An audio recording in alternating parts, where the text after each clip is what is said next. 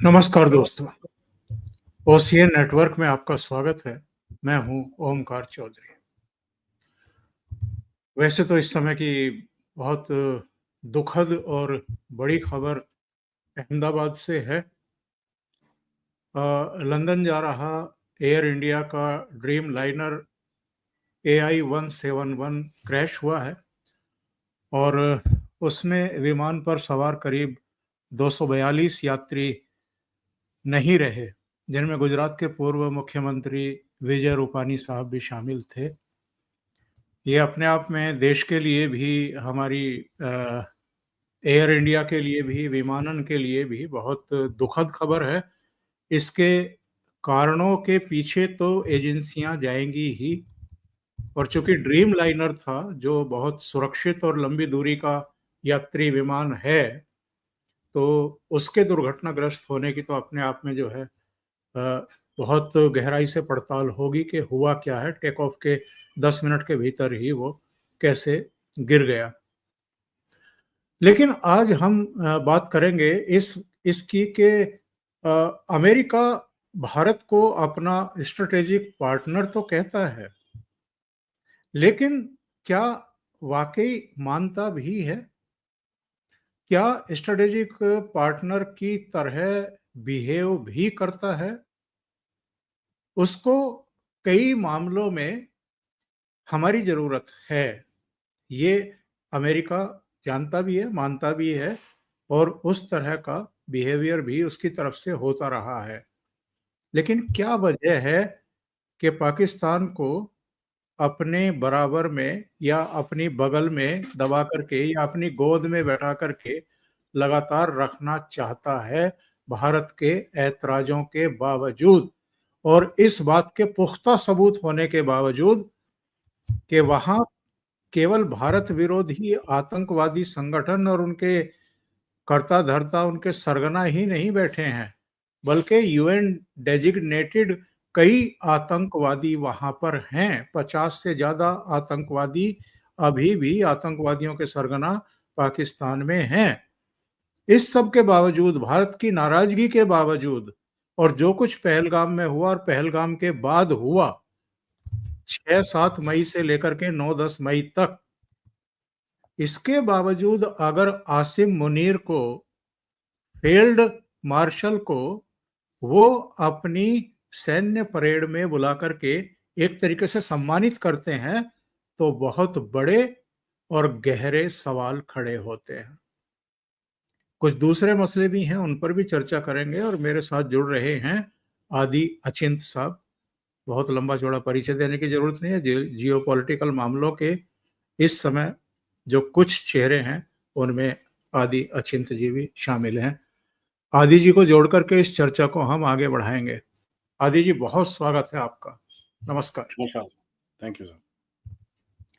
आदि जी, सवाल वही है, हम स्ट्रेटेजिक पार्टनर हैं अमेरिका के या नहीं हैं? और अगर हैं, तो वो बार बार इस तरह के पंगे क्यों ले रहा है, इस तरह के मैसेज क्यों दे रहा है?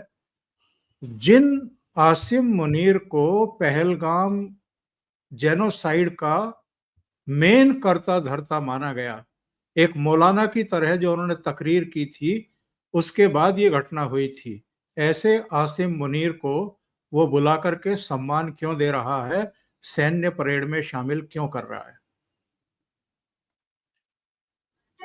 देखिए सर, दो तीन चीजें इसके अंदर हमको समझनी पड़ेंगी, क्योंकि देखिए हर कोई कंट्री अपना एक नेशनल इंटरेस्ट देख के अपने आप को आगे करता है। तो अमेरिका कोई ज्यादा डिफरेंस नहीं है। और अमेरिका जो भी चीज कर रहा है, मैं आपको ये बड़ा क्लियरली बता दूं, वो ये नहीं सोच रहा कि आपको बुरा लग रहा है या अच्छा लग रहा है। वो इसके लिए कर रहा है क्योंकि उसको करना है, उसके अपने इंटरेस्ट में आता है। और वो कभी भी नहीं सोच रहा कि किसको बुरा लगता है, किसको अच्छा लगता है। उसमें कोई डाउट नहीं होना चाहिए। तो जस्ट बिकॉज हम उसके एक क्लोज पार्टनर हैं, वो ऐसा कोई काम नहीं करेगा कि भैया कहीं पे आपको साइड लाइन पे हार्म ना हो। ये चीज सोचना थोड़ा सा अलग भी है। क्योंकि देखिए सर, अमेरिका का इस टाइम पे वर्चस्व जो है दुनिया के अंदर, वो खत्म हो रहा है, और उस वर्चस्व को बचाने के लिए वो कुछ भी करेगा। उसके दो मेन इस टाइम पे एडवर्सरीज हैं। 2 मेन उसके दुश्मन हैं। एक है ईरान, एक है चाइना और तीसरा रशिया है। हम भी बीच में आ रहे हैं, हमारी भी नाम हमारी लिस्ट में आ जाएगा बड़ी जल्दी। बट रशिया के लिए उसके पास यूक्रेन है और यूक्रेन से के साथ वो क्या-क्या करा सकता है रशिया के ऊपर, इसका एक हिंट उसने पिछले हफ्ते दे दिया है, कि भई हम आपको घर में घुस के मार सकते हैं। तो वहाँ पर अभी रशिया को उसने बिज़ी कर दिया है। यहाँ पर अब अगर आप देखेंगे ईरान और चाइना दोनों का अगर एक्सेस अगर आपको अच्छा चाहिए, दोनों का एक्सेस आपको मिलता है बड़े प्यार से पाकिस्तान से। तो ये एक अमेरिका की एक कोशिश है कि भैया पाकिस्तान के अंदर जो एक जंपिंग बेस है, जहाँ पर पाकिस्तान से ये लोग बहुत सारे टेढ़े-मेढ़े ऑपरेशंस करते थे, वो एक कैपेबिलिटी इनको वापस चाहिए सर। वो एक कैपेबिलिटी को ये लोग रखना चाहते हैं ताकि अ, अपने जो फ्यूचर है, जहाँ पर चाइना और ईरान दोनों को वो अ, यू नो दोनों को वो रख सकते हैं। फिर इनका इनका प्लान वही रहेगा कि किस तरह से ये पूरे गेम को आगे चलाते रहें, राइट? द प्रॉब्लम इसके अंदर क्या है सर? प्रॉब्लम ये है कि अमेरिका के अंदर वो दम नहीं है आज, राइट? एक पुराना दम था और एक बहुत उसके अंदर स्ट्रक्चर था, उसके पास पैसे थे, उसके पास मिलिट्री थी, उसके पास सोसाइटी थी, सब कुछ था। आज वो चीज़ें थोड़ी गड़बड़ हैं। हम देख रहे हैं भैया उनकी सोसाइटी में आग लगी हुई है, प्रोटेस्ट चल रहे हैं। अभी तो जून 14 तारीख को कोई 2000 प्रोटेस्ट-वोटेस्ट होने वाले हैं अमेरिका के अंदर, 2000। तो आप ये देख लीजिए। दूसरा आप देख लीजिए इकॉनमी इनकी हालत खराब है। इस बारी पहली बारी हिस्ट्री के अंदर इन लोगों ने $10 बिलियन का डेट रिफाइनेंस करा है अपने आप को। तो वो गड़बड़ है और उसका जो उनका डेट है $36 ट्रिलियन पे जा चुका है, तो काफ़ी वहाँ पर इश्यूज़ भी हैं। तीसरा अगर आप देखेंगे कि सर इनकी जो मिलिट्री है उसके अंदर इतनी जगह पे फँसी हुई है अभी, यूक्रेन के साथ भी चिपके हुए हैं, इज़राइल के साथ भी चिपके हुए हैं, यहाँ पर ईरान के साथ भी कुछ करना चाहते हैं, उसके बाद जर्मनी में बैठे हुए हैं, जापान में बैठे हुए हैं, 830 बेस हैं इनके पास। सो कैपेबिलिटी एक कम है और इनको वो रियलाइज़ नहीं हो रहा है। इनको लगता है कि भाई दुनिया वही थी पुरानी। तो ठीक है सर, ये समझ सकते हैं कि हम ये समझ सकते हैं कि वो कुछ ना कुछ अपनी अपने अपने इंटरेस्ट के लिए कर रहा है। लेकिन ये वो भूल गया है सर, ये पुराना वो नहीं है, टाइम नहीं है, यू नो सो इसको थोड़ा-सा झटका इस बारी थोड़ा ज़्यादा लगेगा एक्चुअली, ये बहुत ही ज़्यादा एक एक बड़ी टेढ़ी-सी एक सिचुएशन पे पाकिस्तान को लेके आया है क्योंकि पाकिस्तान अगर सोचता है कि ये अमेरिका का ये गंदा-वंदा काम करके जो हिस्ट्री से कर रहा है, उसके अपने फॉरेन मिनिस्टर ने बीबीसी में बोला था जाके कि भई हम तो अमेरिका और सबका डर्टी वर्क करे जा रहे हैं पिछले 3 दशकों से। तो इसको ये दिखेगा कि ये कुछ और डर्टी वर्क के लिए अपने देश को बेचा है। सर पाकिस्तान एक ऐसा ही एक इकलौता देश है जो अपने घर की चाबी, अपने बेडरूम की चाबी यहाँ तक मैं बोलूँ अपनी बीवी, अपनी माँ, अपनी बहन सबको, अपने बाप, अपने सबको दे देता है। He gives out everything. वो एक पैसे के लिए सबको दे देगा। ये सब कुछ बेच लेगा। तो अभी वो वहीं पर ही उससे कुछ माँगा है और अभी उसको वहाँ बुला के उसको समझाएँगे कि भैया ये चीज़ें चाहिए तेरे से। तेरे को हम ये चीज़ें देंगे। अभी उसको उतना पैसा नहीं दे रहे ये लोग कि पाकिस्तान के अंदर कुछ ना कुछ ग्रोथ डेवलपमेंट हो सके, वो इतना ही पैसा दे रहे हैं ताकि पाकिस्तान में बोलते हैं ना कि क्या वो इसको थोड़ा-सा वो लाइफ सपोर्ट सिस्टम होता है ना सर, तो उस पे रखना है, इसको ज़िंदा रखना है, इसको यूज़ करना है। क्योंकि सर पाकिस्तान में काफ़ी सारे ग्रुप्स हैं, आईएसकेपी है, और भी टेढ़े-मेढ़े ग्रुप्स हैं जो ये चीज़ों को काफ़ी इनको काफ़ी प्रमोट करते हैं, इनको रखते हैं अपने साथ। तो ये बड़ा अजीब-सा एक सिनेरियो है जहाँ पर पाकिस्तान का यूज़ किया जाता है इन चीज़ों के लिए और पाकिस्तान को हमेशा आपको याद होगा सर पिछली बारी अमेरिका की गोद में बैठे थे, उसके बाद क्लेम करते हैं कि हमारे 80,000 लोग मारे गए। ठीक है जी, 80,000 लोग, खुद ही बोलते हैं कि भई हमारे 80,000 लोग मारे गए, हम अमेरिका के गोद में बैठे थे। अब फिर से वो अमेरिका की गोद में जाके बैठते हैं, तो ये आपको समझ में आना चाहिए कि जो फील्ड मार्शल साहब हैं, जो एक बड़ा अपने आप को समझा दिखा रहे थे कि भैया ये हम तो जीत गए, हम ये हो गया, हम वो हो गया, वो जीते-वूते नहीं है, वो बड़ी बुरी तरह हारे हैं एक्चुअली। क्योंकि तभी भागना पड़ रहा है अमेरिका की तरफ और जब अमेरिका उसको बोलेगा मुनीर कूद, मुनीर साहब झपटा मार के बोलेंगे सर कितना ऊँचा कूदना है ये तो बता दो। लेकिन आदि जी सवाल यहाँ ये उठते हैं जो आपने कारण गिनाए कि अमेरिका जो है वो इस समय बहुत बुरी इस कंडीशन में है। इकोनॉमिकली समाज में जो कुछ चल रहा है, लॉस एंजल्स से लेकर के, कल मेरी शिकागो में बात हो रही थी, मुनीश रायजादा समय के साथ में शो कर रहा था, वो बता रहे थे कि शिकागो में भी शुरू हो गया, कई दूसरी जगहों पर हो रहा है। 14 जून को जब इनकी सैन्य परेड होगी और 14 जून को ट्रंप का जन्मदिन भी बताया जा रहा है, तो पूरे अमेरिका में जो है करीब 2000 जगहों पर प्रदर्शन होने वाले हैं। मैं ये जानना चाहता हूँ, दर्शक ये जानना चाहते हैं कि पाकिस्तान मजबूरी क्यों बना हुआ है? ये कौन-सी मदद अमेरिका की करने वाला है, या ऐसे कौन से हित अमेरिका के इसमें छिपे हुए हैं, या कौन से प्राण अटके हुए हैं पाकिस्तान में कि इसको ना पहलगाम दिखाई देता, ना जो जनाजे में सैन्य अधिकारी शामिल हुए थे उसके वीडियो और चित्र दिखाई देते, ना इसको ये दिखाई देता कि यूएन डेजिग्नेटेड कई आतंकवादी वहां हैं, और जो नमाज जनाजा पढ़वा रहा था रऊफ, वो भी यूएन डेजिग्नेटेड आतंकवादी है। ये सब चीजों की अनदेखी करके अमेरिका क्यों अपनी भद पिटवा रहा है? देखिए सर, ऐसा है, अमेरिका अपनी बद नहीं पिटवा रहा, अमेरिका को जो काम है वो कर रहा है सर। अमेरिका को इस टाइम पे काम है ईरान के साथ, ईरान को उसको सेट करना है, ठीक है?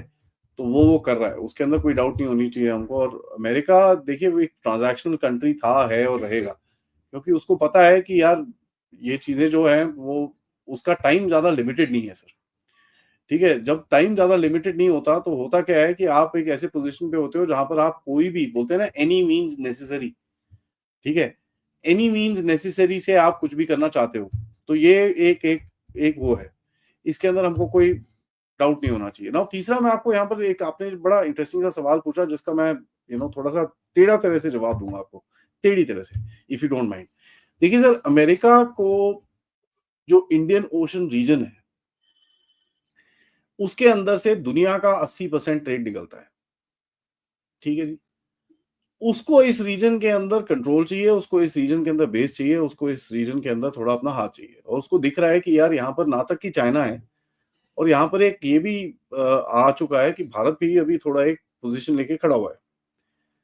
अब आप देखोगे 3-4 जगहों पे भारत ने अमेरिका को लात भी मारी है। पाकिस्तान के अंदर जाके आपने उसके जो जो भी हथियार-वथियार जो भी चीज़ें थी उनको तोड़ा है, उनके जहाज तोड़े हैं, उनके देखिए सर दर्द तो होता ही है। अब आप इतने बड़े सुपर पावर हो, एक टुच्चा-सा भारत कहाँ से आ गया? ओए तू कहाँ से है? ये तो छोटा-सा बैकवर्ड काले बुरे गंदे लोग, इनको क्या चलाना आता? और ये जाके आपके चीज़ें तोड़ के आ गए वहाँ पर। तो इनको वो एक झटका है।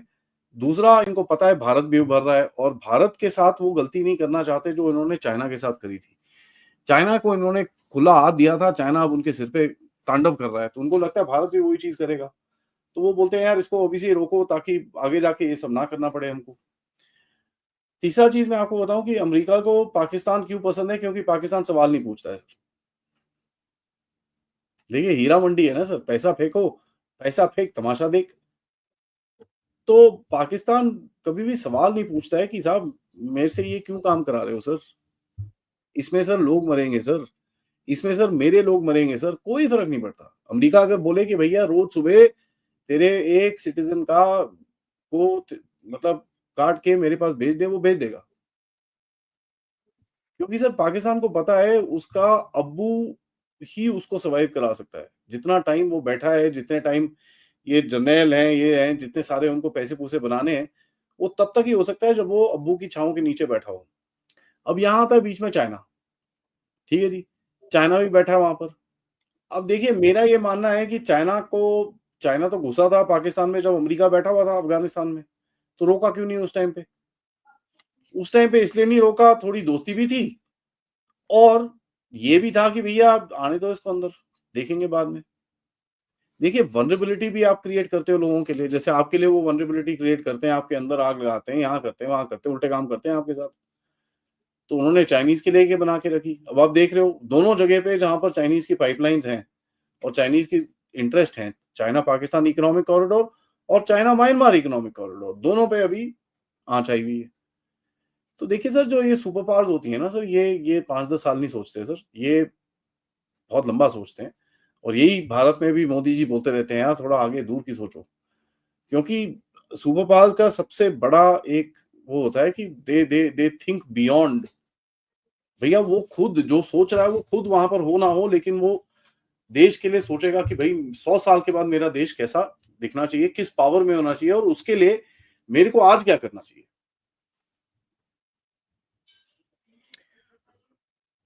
ओसामा बिन लादेन पाकिस्तान में पाया जाता है, यही अमेरिका उसको ठोकता है जाकर के। ऐसे कोई प्रमाण देने की तो अब जरूरत है नहीं कि पाकिस्तान एक्चुअल में है क्या। तो केवल अपने कुछ हितों की वजह से, और ऐसा नहीं है कि आपके जैश, लश्कर और हिजबुल और कुछ ऐसे आतंकवादी संगठन और सरगना ही हैं जो केवल भारत के खिलाफ ही जंग छेड़े हुए हैं। दुनिया के अलग-अलग हिस्सों में, इवन अमेरिका में भी जो आतंकवादी वारदातें हो जाती हैं, उनमें भी कहीं न कहीं लिंक जाकर के पाकिस्तान का ही बनता है। तो ये आग से खेलने का काम नहीं कर रहा है। ठीक है, आज तो आप भारत को अ, एक तरीके से अनदेखा कर देंगे, लेकिन भविष्य के लिए देखिए सर, मैं आप बोलते हैं कि उसामा बिन लादेन वहां पाया जाता है। इंटरेस्टिंग है। मैं बोलता हूँ कि इस्लामाबाद उसामा बिन लादेन वहां पर रखा गया था, और जब उसका काम खत्म हो गया उसको निकाल लिया गया। सिंपल। देखिए सर, अमेरिका आई मीन ये थोड़ा मानना मुश्किल है, पाकिस्तान जैसा टुच्चा उसामा बिन लादेन को लेके बैठा हुआ है और किसी को कानो कान खबर नहीं है। ठीक है? तो ये चीज़ें सर मैं मानता नहीं। तो पाकिस्तान देखिए कभी भी कुछ भी करने के लिए तैयार है अपने सर्वाइवल के लिए, तभी उसको हम हीरा मंडी बोलते हैं। तो इसमें लॉजिक बिल्कुल हमको यूज़ करना ही नहीं चाहिए सर, कि भैया आप लॉजिक यूज़ कर रहे हो और आप सोच रहे हो कि यार ये भी यहाँ पर है, ये तो टेररिस्ट वाले हैं, सारे ग्लोबल टेररिस्ट वाले। सर ये ग्लोबल टेररिज्म जो है, इस्लामिक टेररिज्म है, ठीक है, इस्लाम की तरफ से तो काफ़ी जो भी रेडिकलाइज़ेशन और ये सब चीज़ें हैं वो अलग कर दीजिए। उसको ज़रा थोड़ा-सा साइड में रखिए। मैं आपसे एक सवाल पूछता हूँ, टेररिज्म तो और ये जो रेडिकल इस्लाम है वो तो खराब ही है, ठीक है जी, उसमें कोई डाउट नहीं है। बट सर मुझे ये बताइए, इसको यूज़ कौन करता है? राइट? इसको यूज़ तो अमेरिका और जो सो कॉल्ड डीप स्टेट है उसी ने करा है। तो इसमें कोई डाउट नहीं होना चाहिए हमको, ये लोग यूज़ करते हैं उसको। आप देखिए अफ़गानिस्तान में क्या किया है इन लोगों ने। तो अपनी जो एक एक दुनिया पे वर्चस्व है, अपना जो एक पोज़ीशन है उसको बचाने के लिए, उसको रखने के लिए किसी के साथ भी हाथ मिलाएँगे, और मैं भी यही बोलता हूँ, भारत के इंटरेस्ट के लिए अगर आपको किसी से भी हाथ मिलाना है, मिलाइए, क्या फ़र्क पड़ता है? ये चीज़ें कि भैया वो अच्छा आदमी है, वो गंदा आदमी है, ये चीज़ें दुनिया तो सोचती नहीं है, हम ही सोचते रहते हैं यार दुनिया क्या क्या बोलेगी? हमको अपने अंदर में इतनी प्रॉब्लम हो जाती है कि हमारे जयशंकर साहब उठ के तालिबान से बात कर लें, जो बाय द वे पाकिस्तानियों से बहुत बहुत बहुत बेहतर लोग हैं। तो यहाँ पर लोगों का मेल्टडाउन शुरू हो जाता है। ओ जी देखो जी तालिबान से बात कर रहे हैं। तो क्या हो गया? ट्रम्प जाके वहाँ पर आईसिस के बंदे के साथ हाथ मिला के खड़ा होता है, उसको बोलता है भैया he is a young, strong, aggressive guy. दुनिया में कोई कुछ बोलते हैं लोग उसको कि ओ देखो ये आईसिस वाले के साथ खड़ा हो, उसको फ़र्क पड़ा, उसको घंटे का कोई नहीं फ़र्क पड़ा। उसको अपना नेशनल इंटरेस्ट दिखता है, अपना काम दिखता है, वो करता है और चले जाता है वहाँ से। जो मर्ज़ी बोलता रहे उसके बाद दुनिया उसके बाद। हमको ही ज़्यादा प्रॉब्लम है सर। वो जी न्यूयॉर्क टाइम्स में एक आर्टिकल आ गया। अभी देखिए आप ऑपरेशन सिंदूर के बारे में भी। हमारे देश में लोग रो ही जा रहे हैं, जी हमारी डिप्लोमेसी अच्छी नहीं थी, जी हमारा नैरेटिव वॉरफेयर अच्छा नहीं था। हाँ, नैरेटिव वॉरफेयर में मैं मानता हूँ थोड़ा बहुत आप काम अच्छा कर सकते थे, बेटर कर सकते थे, उसमें कोई डाउट नहीं है। लेकिन मुझे कोई फ़र्क नहीं पड़ता कितने लोग वहाँ पर क्या लिखते हैं। मुझे क्या फ़र्क पड़ता है वॉशिंगटन पोस्ट में वो लिखते हैं कि भैया 50 रफ़ाल गिरा दिए, लिखते रहो यार। ये बेवकूफ़ लोग हैं सर, ये झूठे लोग हैं, इन लोगों का पूरा स्टैंडिंग ही झूठ पे खड़ा है, तो इनके हर झूठ के ऊपर अगर मैं लड़ना शुरू हो जाऊँ तो मैं वही करता रहूँगा। और इनकी हर बेवकूफ़ी को मैं अगर दिखाता रहूँ, देखो ये पाकिस्तान के साथ कर रहे हैं, देखो ये कोई फ़ायदा नहीं है सर, पूरी दुनिया को समझ में आता है ये क्या कर रहे हैं। तो अभी गेम क्या है सर, हमको ये चीज़ बड़ा क्लियरली हमारे सामने होना चाहिए कि साहब ये रियल दुनिया है, दुनिया ऐसे ही चलती है।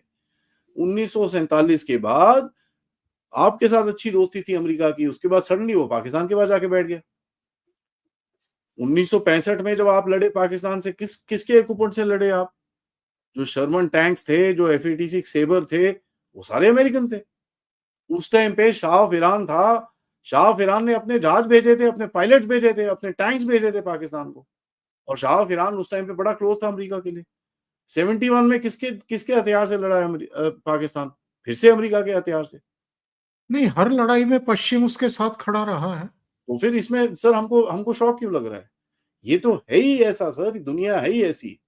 इनको ये पता है। देखिए सर, जब भारत बनाया गया था, पाकिस्तान को रखा गया था वहां पर और दूसरी चीजों के लिए, भारत को चेक करने के लिए। चाइना के साथ भारत को रखा गया था कि भारत चाइना को चेक करेगा, पाकिस्तान भारत को चेक करेगा, और अफगानिस्तान पाकिस्तान को चेक करेगा।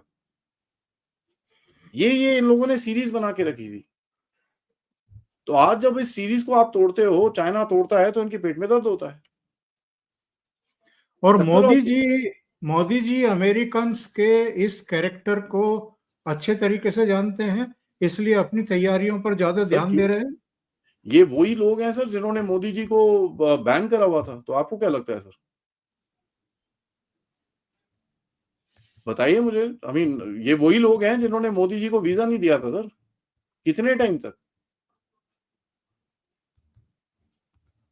तो आई मीन, आप जो मर्जी बोलते रहिए, उसके बाद देखिए मोदी जी ने कभी भी एक चीज याद करिए मोदी साहब की, ये बड़प्पन है कि अपनी जो बेइज्जती जो उन्होंने करी थी, उनकी अपनी व्यक्तित्व बेइज्जती करी थी, उसका कभी देश के ऊपर कभी आंच नहीं आने दी। लेकिन इसका मतलब ये नहीं है मोदी साहब समझते नहीं है ये लोग कैसे हैं। जब 3 महीने पहले मोदी साहब इलेक्शन लड़ रहे थे, तो अमेरिकन एस्टेब्लिशमेंट की तरफ से, 2014 की बात कर रहा हूं मैं, तब तो बड़े गंदे-गंदे आर्टिकल लिखे जा रहे थे, ये मर्डरर है, ये खूंखार है, ये है, ये वो है। 3 महीने के बाद जब वो इलेक्शन जीते, तो अमेरिकन भागते-भागते आए, "सर जी, सर जी, सर जी, ये आपका वीज़ा है सर। आप एकदम वेलकम हो सर।" तो ये आपको दिखाता ही है सर, उनका वो एक बंदे को टेररिस्ट टाइप बोलते थे, मोदी साहब को टेररिस्ट बोलते थे, मर्डरर बोलते थे, पता नहीं क्या-क्या बोलते थे, जेनोसाइडर, ये वो। उसी के साथ आप बैठ के उसके बाद भैया स्ट्रेटेजिक रिलेशनशिप बना रहे हो। तो बाहर क्यों जाना सर, हमारे घर के अंदर ही यही एग्जांपल है। और पाकिस्तान के पॉइंट ऑफ व्यू से अगर हम देखें, जो इस समय अमेरिका में हिंसा है उस पर भी मैं आऊंगा, पर पाकिस्तान में ये अलग अलग सुर क्यों सुनाई पड़ रहे? वो लाल टोपी कह रहा था कि इस बार तो हर शहर में भारत के ड्रोन उड़ते हुए दिखाई देंगे, हम सब मारे जाएंगे, हमारी तैयारियां क्या हैं, इसकी तो पोल पट्टी खुल गई। इसके अलावा वहां इनका एक और डिप्लोमेट जो है बैठ करके कह रहा था कि जी एकदम 80 विमान आए और उनमें 4-4, 5-5 मिसाइलें थी, पूरे पाकिस्तान को घेर लिया गया था, हम तो तबाह हो जाएंगे, इस तरह की बातें। और बिलावल भुट्टो क्या कह रहा है वाशिंगटन में कि इस बार अगर जंग छिड़ी तो ट्रंप साहब भी नहीं रोक पाएंगे। देखिए सर, ऐसा है, ये जो क्या बोले सर इन पाकिस्तानियों के बारे में, आप मुझे बताइए। जिनको बोलते हैं भाई 400 मिसाइल थी हमारे ऊपर, चलिए। ये ऐसे लोग हैं सर जो 50 मिसाइल के कम से गिर गए नीचे। 50 भी नहीं फायर करी अभी तो टोटल। 19 ब्रह्मोस, 19 क्रिस्टल मेज और कोई 10-12 स्कैल्प्स। 50 के आसपास मिसाइल्स में तुम्हारी हालत खराब हो गई, तुम जमीन पे बैठ गए और तुम बोल रहे हो 400। भाई साहब, भारत के पास इस टाइम पे सर 6000 ब्रह्मोस तो अब आराम से फायर कर सकते हैं। 6000 बोल रहा हूं मैं। तो ये 400-500 की बात करते हैं, इनको कोई आइडिया नहीं है कि अभी जो भारत ने पावर दिखाई है ना सर अपनी मिलिट्री में, आप किसी से पूछिए वो बताएगा ये 5% पावर भी नहीं थी। अब ये पाकिस्तानियों को अब अगर उसमें रहना है, अपने घर में दिमाग में रखना है, आप देखिए रहीम यार खान का जो इनका एयरपोर्ट है सर, अभी तक ऑन नहीं हुआ है वो। अरे बाकी सब छोड़ दीजिए, कल नई नई जो आई थी, क्या नाम है, वो सैटेलाइट इमेजेस आई थी सर, उसके अंदर मुझे ये बताइए कि साहब तुमने जो तुम्हारे हैंगर शैंगर के ऊपर हमने तोड़ा है, अभी तक छत नहीं रिपेयर करा सके यार। अबे छप्पड़ तो डलवा लो ऊपर। टिन का रूफ डलवा लो, सैटेलाइट में मुझे नहीं पता चलेगा भाई टिन का रूफ है, एक्चुअल रूफ है, नहीं पता चलता इतना। एक तिरपाल से ढका है कहीं। तारपुली लगा के बैठे हो वहां पर। जो तुम्हारे छतों पे, जहां बिल्डिंग की छतों पे छेद हुए हैं, तुम उसको तो भर नहीं पाए 1 महीने के अंदर। और देखिए सर, अमेरिका का मैं एक और चीज आपको बताना चाहता हूं। अमेरिका के इंटरेस्ट में हमेशा रहेगा कि एक टट्टू कोई हो जो अपने आपके गंदे काम करे आपके लिए, ताकि आप जरा थोड़ा उसे, नहीं नहीं मैंने नहीं कहा। और पाकिस्तान आर्मी एक ऐसी ऑर्गेनाइजेशन है जिसके कनेक्शन है आईएसकेपी के अंदर, जहां से आप देखिए पिछले 1-1.5 साल पहले रशिया में एक अटैक कराया, उसके बाद रशिया में दोबारा अटैक कराया, फिर ईरान में अटैक कराया, तो दे यूज्ड देम, और ये इसका कोई नया नहीं है। तो अब देखिए सर, हीरा मंडी है, हीरा मंडी करेगा, हीरा मंडीगिरी करेगा। और यहाँ पर देखिए पाकिस्तान को अभी इस टाइम पे ऐसा लग रहा है कि भैया मैं तो एकदम अमेरिका की आंख का तारा हूं। बट ये जो ईरान का खेल है सर, ये ज्यादा टाइम चलेगा नहीं, कुछ ना कुछ जल्दी से होगा और खत्म हो जाएगा ये। और जैसे ये खत्म होगा, फिर पाकिस्तान को टिश्यू पेपर की तरह मुंह पोंछ के अमेरिका ने कचरे के डिब्बे में फेंकना और आगे चलना है। ये फिर रोएंगे, फिर चाइना के पास जाके बोलेंगे। इस बार ही चाइना इसको बोलेगा कि बेटा ऐसा है, तेरा ये जो तेरा सीन है ना, ये ठीक नहीं है। तू कभी इस तरफ आता है, कभी उस तरफ जाता है, चक्कर क्या है तेरा, सोच ले कहाँ जाना है। और चाइना ने देखिए, हाँ इनको मिलिट्री इक्विपमेंट दिया, ये सब कुछ दिया, वो सब कुछ ठीक है। उनको भी थोड़ा डेटा मिल जाता है, वो भी थोड़ा टेस्टिंग टूस्टिंग कर लेते हैं, पाकिस्तानी बंदे मर रहे हैं, उनको फ़र्क नहीं पड़ता। तो वो देंगे, वो सब चीज़ें देंगे, लेकिन एक लिमिट है। चाइना ने भी पैसे अभी इनको देने से थोड़ा-सा कतरा रहा है वो भी। तो गेम इतनी सिंपल नहीं है सर, जिस तरह से ये प्रोजेक्ट की जा रही है कि भई आसिम मुनीर तो अब डोनाल्ड ट्रम्प की गोदी में जाके बैठेगा। बैठे सर, जिसकी मर्ज़ी गोदी में बैठे, अगर बेवकूफ़ी दोबारा करी तो यहाँ से ठोकेगा। डोनाल्ड ट्रम्प क्या, डोनाल्ड ट्रम्प का अंकल भी आ जाए यहाँ पर, रुकेंगे नहीं। आपको भी ये तो पता है। और पिछली बारी क्यों रुके? क्योंकि पिछली बारी आपको कुछ करना ही नहीं था। आपका प्लान ही नहीं था भैया कुछ आगे जंग में लड़ने का। आपका प्लान था कि पाकिस्तान की रीढ़ की हड्डी पे आपको डैमेज मारना है। आपने मार दिया। और ये आप 10-12 बारी और कर सकते हो। तो वो पॉइंट जहाँ पाकिस्तान के पास गोली चलाने के लिए भी कुछ बचेगा नहीं। तो करते रहिए सर, नो प्रॉब्लम, हमको कोई फ़र्क नहीं पड़ता, आप सपोर्ट करते रहिए। आपकी इकॉनमी कचरे के डिब्बे के अंदर है और पाकिस्तान की इकॉनमी कहाँ है मुझे नहीं पता। लेकिन हमारे पास ऐसी कोई प्रॉब्लम नहीं है। और यहाँ पर मैं एक चीज़ और रखना चाहूँगा, मैं तो चाहूँगा पाकिस्तान ऐसे काम करे सर, क्योंकि हमारा देश जागरूक रहता है, हमारा डिफेंस इंडस्ट्री फुल पावर काम करती है, हमारी जीडीपी फुल पावर आगे बढ़ती है। मेरे को तो चाहिए हर 3, 4, 6 महीने के अंदर पाकिस्तान को जाके ना सिर पे 6-7 डंडे मार के वापस आना चाहिए हमको। बढ़िया है ना सर? आपके बंदे भी खुश रहते हैं, आर्मी वाले, सबके हाथ में जो खुजली होती है सब निकली रहती है, ठीक है? और डंडे पे डंडा, और दुनिया को आप मैसेज भेज रहे हो कि भाई साहब ये चीज़ चलेगी नहीं, रोक सके हो तो रोक लो। तो बिलावल भुट्टो अगर बोलता है कि अगर ट्रंप भी आ गया तो हम, तो मैं ऐसे बिलावल भुट्टो से एक चीज़ पूछता हूँ, यार मुझे ये बताना तुम्हारी एयरफोर्स क्यों नहीं उड़ी थी 9 और 10 तारीख को? क्या हो गया? तुम्हारी एयरफोर्स इस टाइम पे भारत के बॉर्डर से 200 किलोमीटर दूर क्यों बैठी है? पेशावर के एरिया में जाके बैठे हो, तुम पसनी में बैठे हो, तुम इतनी दूर क्वेटा में वहां पर जाके बैठे हो, समुगली के अंदर एक कोने के अंदर जाके बैठे हो, क्यों? क्या हो गया? आओ ना इस तरफ। फटती है, इनको पता है सर। अब फटती है तो फिर आवाज तो निकलेगी ना सर। ये बताइए कि ये जो अमेरिका में इस समय चल रहा है, जो लॉस एंजल्स से शुरू हुआ एक तरीके से, और इस तरह के दृश्य, एप्पल का स्टोर लूटने वाले दृश्य, वहाँ की लोकल जो पुलिस थी, वो एक तरीके से मूक दर्शक, कोई ऐसा पावर का इस्तेमाल नहीं किया गया उनको नियंत्रित करने के लिए, कोई फायर की आवाज़ भी सुनाई नहीं पड़ी। नेशनल गार्ड भेजे गए तो वहाँ के गवर्नर ने ही विरोध कर दिया क्योंकि वो डेमोक्रेट है। और लॉस एंजल्स की जो महिला है वो भी ब्लैक बताई जा रही है, डेमोक्रेट ही है वो भी। तो वहाँ डेमोक्रेट्स और रिपब्लिकन का भी आपस में झगड़ा है जो दिखाई दे रहा है। और ये तो जो घुसपैठिए हैं या जो भी आप इनको नाम ले लीजिए, उनको अगर बाहर का रास्ता दिखाने की कोशिश ट्रंप कर रहे हैं, तो वहाँ देश के भीतर ही उसका विरोध हो रहा है। लगभग वैसी ही स्थिति है जैसी भारत में भारतीय जनता पार्टी और कांग्रेस के बीच में है। यहाँ भी रोहिंग्याज के खिलाफ कोई कार्रवाई होती है, बांग्लादेशियों के खिलाफ कार्रवाई होती है, पाकिस्तानियों को वापस धकेला जाता है, भेजा जाता है, तो कांग्रेस और वामपंथियों और मोदी विरोधियों के पेट में मरोड़ उठनी शुरू हो जाती है। अमेरिका में जो कुछ चल रहा है, किस दिशा में जाते हुए देख रहे हैं?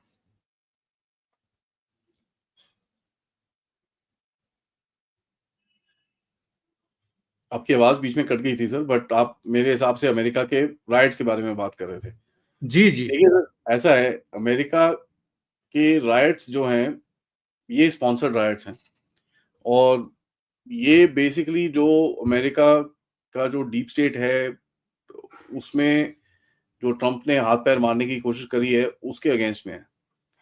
और ये इसके अंदर चाइना भी है, इसके अंदर वो इस्लामिक ऑर्गनाइज़ेशंस भी हैं, इसके अंदर लेफ्टीज़ भी हैं, सब है, सब मिले हुए हैं। और इनका एक गेम रहेगा कि किसी तरह से ट्रम्प का रेजिम चेंज किया जाए, ठीक है? क्योंकि हो क्या रहा है, ट्रम्प जो कोशिश कर रहा है, जैसे भारत के अंदर भी हो रही है, थोड़ी बहुत डिपोर्टेशन और ये सब चल रही है, वो भी कोशिश कर रहा है। उनको दिखता है कि भैया ये उनका एक तो वोटर बैंक है। दूसरा देखिए, वोटर बैंक से ज़्यादा सबसे बड़ी चीज़ हमको ये समझनी पड़ेगी कि यार, जितना भी अगर आप देखेंगे कि ये जितना वोटर बैंक और ये सब चीज़ें अगर इसको थोड़ा-सा साइड में रखें, आपको एक चीज़ दिखती है कि इनको एक एक्सक्यूज़ चाहिए। उसके बाद जो मर्ज़ी हो सर। ओ मेरे सिर पे आम गिर गया, प्रोटेस्ट, ट्रम्प को हटाओ। आपको भी पता है हमारे देश में कैसे होता है। सीएए का प्रोटेस्ट कोई लॉजिकल था ही नहीं, ना फार्म वालों का लॉजिकल था। बट देखिए, बैठे रहे वहाँ पर। तो देखिए, जब एक क्राउड इकट्ठा होता है ना सर, उसको मैनिपुलेट करना बड़ा ईज़ी होता है क्योंकि क्राउड एक इमोशन को ज़्यादा सुनता है, लॉजिक को कम सुनता है। और वहाँ पर सर पूरी ऑर्गनाइज़ेशंस बैठी हैं इस टाइम पे। There is an organisation which is called no king, जो ये पूरा जब सपोर्ट कर रही है। एक लेडी है मारिया जे स्टेफान करके, जो ये पूरा कोऑर्डिनेट कर रही है। As a matter of fact वहाँ पर प्रोटेस्टर्स को $200-200 दिए जा रहे हैं महीने के, सॉरी दिन के प्रोटेस्ट करने के। उनको इंस्ट्रक्शन दिए जा रहे हैं आपको क्या-क्या करना है। उनको प्रोटेक्टिव गियर्स दिए जा रहे हैं, फेस मास्क, N95 मास्क, उसके बाद गॉगल्स, ग्लव्स, ये वो, और उसके बाद उनको पटाखे दिए जा रहे हैं, इनको बंदूकें दिए जा रही हैं, इनको ये सब चीज़ दिए जा रही है। तो अगर कोई मुझे बोलता है कि ये स्पॉन्टेनियस प्रोटेस्ट है, बिल्कुल नहीं है। अब आप उसके बाद देखिए सर, कैलिफोर्निया की अगर आप हिस्ट्री में जाएँगे 1830s के करीब में कैलिफोर्निया मेक्सिको का एक पार्ट था। सो जब लड़ाई हुई थी दोनों के बीच में, अमेरिका ने ले लिया था वो जगह। नाउ इसके अंदर हमको ये चीज़ समझनी पड़ेगी कि काफ़ी लंबा पार्ट था ये, काफ़ी बड़ा लंबा-चौड़ा सा पार्ट था। अमेरिका, ये जो कैलिफोर्निया और जो मेक्सिको का नॉर्दर्न पार्ट है, वो अमेरिका ने जो ले लिया था, उसके अंदर अभी भी काफ़ी हद तक मेक्सिकन पॉपुलेशन है। अब किया क्या जा रहा है कि ये पूरी मेक्सिकन पॉपुलेशन को इकट्ठा किया जा रहा है, जो बेसिकली जो कई सारे लोग इल्लीगल्स हैं और जो इनके लेफ्टीज़ हैं, इनको इकट्ठा किया जा रहा है कि भैया तुमको यहाँ से भगा देंगे लोग। ये हिटलर बन गया, अभी तुमको यहाँ से पूरा सबको भगा देगा। तो ये लोग बोल रहे हैं भैया ये तो हमारी लैंड है, ये हम तुम यहाँ से कैसे भगा सकते हो? तो आप देख रहे हो इस टाइम पे मेक्सिकन झंडे फहरा रहे हैं लोग। सो प्रीटी मच आप देखते हैं ये इंसरेक्शन की तरफ जा रहा है कि भैया एक देश को अलग करने के लिए, तोड़ने के लिए कुछ बात है। इनके गवर्नर हैं लेफ्टिस्ट, बाय द वे इनको भी इलेक्शन पे खड़े होने का बड़ा शौक है। अगले बोल रहे हैं कि 2028 में इनको भी खड़ा करेंगे वहाँ पर डेमोक्रेटिक पार्टी की तरफ से। तो वो अपना एक रेजिस्टेंस दिखा रहे हैं, वो बोल रहे हैं कि भाई साहब आप जो कर रहे हो वो इलीगल है। इलीगल नहीं है सर, कर सकते हैं। In terms of national security ये ट्रम्प जो कर रहा है he can do, it's perfectly legal with in the constitution. But वही है कि उकसाने की जरूरत जगह है। मेक्सिको की प्रेसिडेंट ने एक स्टेटमेंट डाला, उसके बाद से थोड़ा-सा और गुस्सा हुआ है अमेरिका के अंदर, जहाँ पर मेक्सिको की प्रेसिडेंट ने डायरेक्टली तो कुछ नहीं बोला, बट इनडायरेक्टली उन्होंने बोला कि भैया हम भी मोबिलाइज करेंगे। अब किसके लिए मोबिलाइज करेंगे उन्होंने ये नहीं बोला। किसको मोबिलाइज करेंगे उन्होंने ये नहीं बोला। और उनकी तरफ से एक थोड़ा-सा धुआंधार सा स्टेटमेंट आया। अब ये जो टुच्चे से बांग्लादेशी बैठे हैं ना हमारे पास, ये जो उल्टे काम करते रहते हैं, जैसे स्टेटमेंट देते रहते हैं, ओ जी हम ये ले लेंगे, हम वो ले लेंगे। तो ऐसे-ऐसे स्टेटमेंट अभी मेक्सिको से भी आ रहे हैं। अब देखिए सर, ट्रम्प मेक्सिको पे अटैक-वटैक तो नहीं कर सकता, वो बहुत ज़्यादा हो जाएगा वो। बट ये एक प्रॉब्लम इनको रहेगी। जहाँ पर ये जितने भी इल्लीगल्स थे, इतने ये यहाँ पर बैठे हुए हैं और जितने ये सोसाइटी के अंदर बैठे हुए हैं, इनको भगाने का जो काम किया जा रहा है, वो ऑब्वियसली दूसरी पार्टी को पसंद नहीं है, क्योंकि इल्लीगल्स के ऊपर, खैर इल्लीगल्स का किसी को फ़र्क नहीं पड़ता, जिए मरे किसी को कोई घंटे का फ़र्क नहीं पड़ता, बट इन इल्लीगल्स के ऊपर जो प्रोग्राम चलते हैं, उनके से ये पैसे काफ़ी बना सकते थे। और अगर ये इल्लीगल जैसे-जैसे कम होंगे, उतने प्रोग्राम कम हो जाएँगे, तो फिर उनको वो पंगा है कि यार हमारे पैसे का सोर्स बंद हो जाएगा। तो आप ये प्रोटेस्ट देख रहे हैं, और ये प्रोटेस्ट पॉलिटिकल है सर। अब जैसे भारत में होते हैं, वैसे वहाँ पर भी होते हैं। एक सवाल बड़ा दिलचस्प अभी किसी दर्शक ने भेजा है, वो ले ही लेते हैं। उन्होंने कहा है कि मोदी जी को कनाडा में डोनाल्ड ट्रंप से नहीं मिलना चाहिए। नहीं, मिलना ये चाहिए सर, आँख में आँख डाल के मिलना चाहिए एकदम। सीधे खड़े होके आँख में आँख डाल के मिलना चाहिए। क्योंकि देखिए सर, ऐसे लोग ये एक नार्सिसिस्ट है, मेगालोमैनियाक है। ये अपने बारे में इतना कुछ सोचता है कि इसको लगता है मेरे से बड़ा कोई है नहीं। तो जिसको जब आप आँख दिखाते हो ना थोड़ी-सी, वहाँ पर सीधे खड़े होके इसको ज़रा आप ज़ोर से हाथ मिलाओगे, ये अपने आप बैठ जाएगा। क्योंकि सर ऐसे लोग जो होते हैं ना, इनके पास लड़ने का दम नहीं होता, इनमें भौंकने का दम होता है। ठीक है? तो मोदी जी को एक्चुअली, अब ठीक है, वहाँ पर थोड़ा सिक्योरिटी थ्रेट तो है ही है, वहाँ पर थोड़ा डेंजरस जगह है, उसमें कोई डाउट नहीं है। आपके ये ख़यालिस्तानी और ये सब वहाँ पर बैठे हुए हैं, बट मेरे को लगता नहीं है ऐसे कुछ स्टुपिडिटी हो पाएगी, क्योंकि काफ़ी मिलिट्री और ये सब चीज़ें वहाँ पर रहेंगी, क्योंकि कनाडा नहीं चाहेगा ऐसा कुछ हो। हैविंग सेड दैट, देखिए सर, तंग तो फिर भी करेंगे मोदी जी को वहाँ पर, "ओह जी, प्रोटेस्ट, हमने रोड ब्लॉक कर दी, ये कर दिया, वो कर दिया", all that stupidity they will do. But ये होता है सर, आप जितने पावरफुल होते रहोगे, उतने लोग आपके अगेंस्ट भी होंगे। उसमें कोई प्रॉब्लम हमको होनी नहीं चाहिए। तो मैं तो सर बड़ा खुश हूँ, मोदी साहब वहाँ पर जा रहे हैं, क्योंकि ख़यालिस्तानी जो है ना, ख़यालिस्तानी ख़यालों में इतने परेशान हो जाएँगे कि इनको सबको डिप्रेशन की दवाई खानी पड़ेगी सर। अब पंगा पता है क्या है? डिप्रेशन की दवाई कौन बनाता है? भारत। तो ठीक है? तो लोगों के दिमाग में वो चित्र होंगे ना जो यूक्रेन के राष्ट्रपति के साथ व्हाइट हाउस में हुआ या सिरिल रामाफोसा के साथ हुआ, तो उनको लगता है कि कहीं ऐसा कुछ मिस हैपनिंग ना हो जाए। देखिए सर, मोदी साहब ना, मैं आपको एक चीज़ बता दूँ मोदी जी के बारे में। ये जो ज़ेलेंस्की, सिरिल रामाफोसा, ये ढीले लोग हैं सर, ठीक है ना? ये ढीले हैं, मोदी जी ढीले नहीं हैं। आपको पता है, फिर मोदी जी धाड़ने आ गए ना वहाँ पर, फिर सीधा कर देंगे सबको ऊपर से नीचे तक। और मोदी जी को अपनी हिस्ट्री भी पता है, अपनी ज्योग्राफी भी पता है, अपनी स्ट्रेंथ भी पता है, अपनी वीकनेसेस भी पता है। इस टाइम पे आपको इनकी ज़रूरत है, तो आप इनके साथ काम करिए, अपना आँखें बंद करिए, कान बंद करिए, क्योंकि इनकी बकवास चलती रहेगी। आपको जो इनसे चीज़ें लेनी है वो लीजिए, अपने दम को बढ़ाइए, अपनी इकोनॉमी को बढ़ाइए। चाइना में एक डेंग जियाओपिंग, एक इनके प्रेज़िडेंट होते थे। उनकी एक बात मेरे को बड़ी पसंद है, जो उन्होंने बार-बार बोली है, hide your strength, wide your time.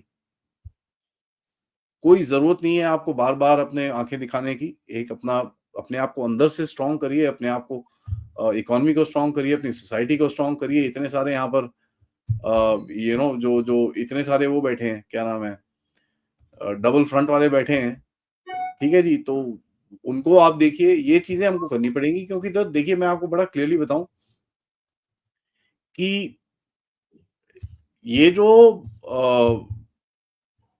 लोग हैं, ये कभी भी, अगर आप सोचते हैं कि आपको पीसफुली बर्थडे देंगे, कभी नहीं। चाहे आप चाहें, भैया आप तो दुनिया में बोलते हैं, भई हमारे को किसी से कोई लेना-देना नहीं है। हम किसी से लड़ना नहीं चाहते, हम अपने आप पीसफुली राइज़ करना चाहते हैं, अपने लोगों का भला करना चाहते हैं। बट दुनिया तो आपको बोलती है कि जी आप तो भैया कश्मीर में जेनोसाइड कर रहे हो, आप मणिपुर में ये कर रहे हो, आप पता नहीं यहाँ पर ये कर रहे हो, वहाँ पर वो कर रहे हो। तो इनका ये नैरेटिव चलता रहेगा, क्योंकि कहीं न कहीं आपके ऊपर एक, आपकी पूँछ पे थोड़ा-सा पैर रखना चाहते हैं ये। आदि जी, बहुत-बहुत धन्यवाद जुड़ने के लिए, इतना समय निकालने के लिए और बहुत महत्वपूर्ण मुद्दों पर चर्चा करने के लिए। Thank you so thank you much. Sir. नमस्कार। नमस्कार।